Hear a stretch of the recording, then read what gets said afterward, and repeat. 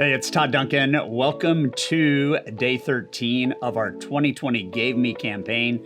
Welcome to this all-important gift. The 13th gift that 2020 gave me is the gift of choice. A choice is a decision. A decision will always lead to only one of two outcomes. The first outcome is you will be, quote, glad you did, and glad you did make that choice.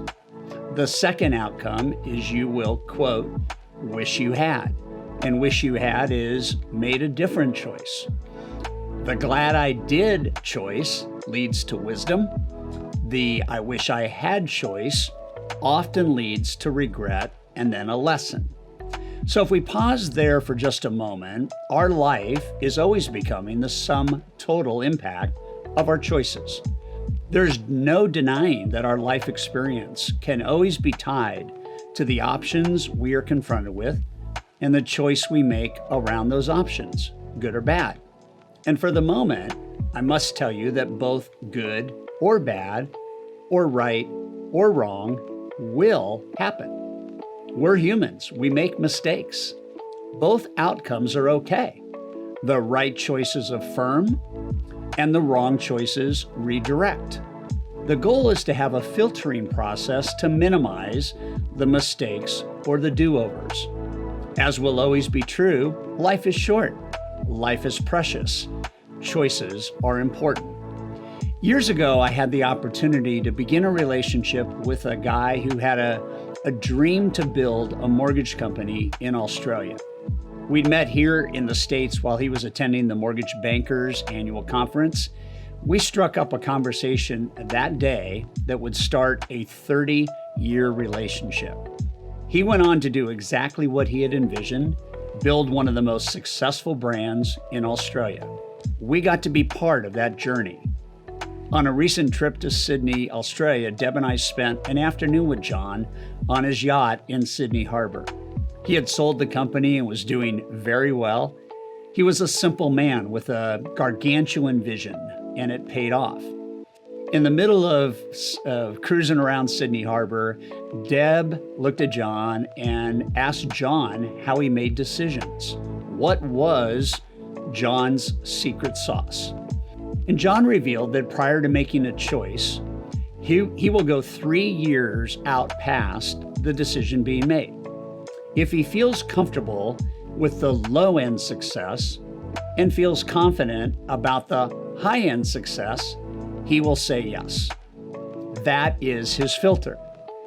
Good with either outcome, but obviously wanting the highest manifestation of that decision. It was a good recipe. The principle here is to be okay with the risk spectrum. The goal, therefore, in making choices becomes very simple. And it is to make the wisest choice possible, given all things considered. The great questions that help facilitate this are, number one, what's the wise thing to do? You will never experience setbacks if you err on the side of being wise. Number two, if I make that choice, what is the best thing that could happen? And number three, obviously, would be if I make that choice, what is the worst thing that could happen? See, decision-making requires self-leadership. When you begin to think that all decisions collectively define your destiny, how you ultimately experience life, you will want to always do what you must do to minimize bad choices. Just the fact.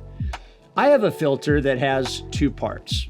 The first is a very simple mantra, wish I had, glad I did. I remind myself of that as I set up at the front end of this lesson every single time I make a decision. Every decision is run through that filter, and I arrive at the point where making that decision is the byproduct of the destiny desired. The second is a habits filter of sorts. This list represents behaviors to embrace and steps to take while in the midst of making a decision. My first habit is risk assessment. What's the worst thing that can happen? What is the best thing that can happen? My second habit is purpose assessment. Will this advance my purpose or will this stall my purpose? Habit 3. What do my closest confidants think? Have they been in this situation ever? If they are my confidants, I can trust them and rely on them for feedback. So then, obviously, what do they recommend? And this group is limited to 2 to 3 people max.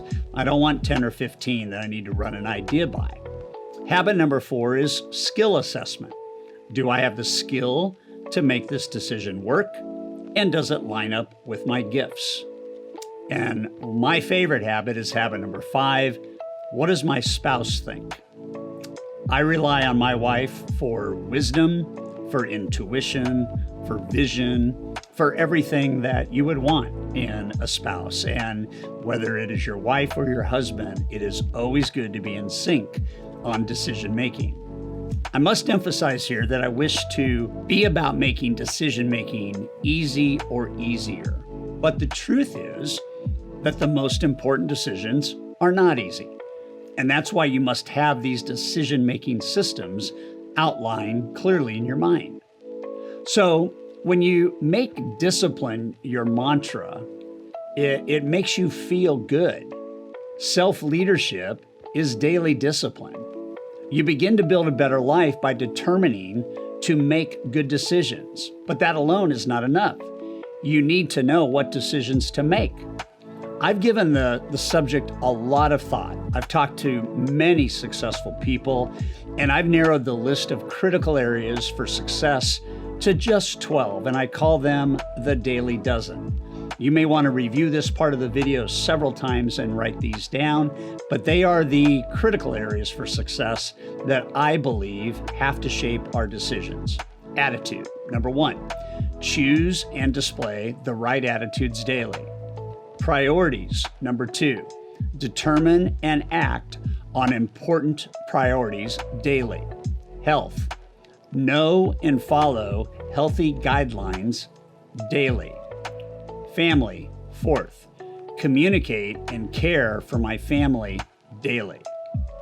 Thinking. Number 5, practice and develop good thinking daily. Commitment. Number 6, make and keep proper commitments daily. Finances. Number 7, make and properly manage your dollars daily. Faith. Number 8, deepen and live out your faith daily. Relationships. Number 9, initiate and invest in solid relationships daily. Generosity. Number 10, plan for and model generosity daily. Values. Number 11, embrace and practice good values daily. Growth. Number 12, seek and experience improvements daily. If you settle these 12 issues by making the right decision in each area as a daily habit, and then manage those decisions every day, not only can you be successful, you will be successful. So here's the question of the day. What decisions do you need to make now that will move you forward to a better, different, and enhanced life experience? They're in your mind right now. Perhaps you've been thinking about them for a while, and maybe these 10 minutes this morning as you contemplate the gift of choice will be a difference maker for you.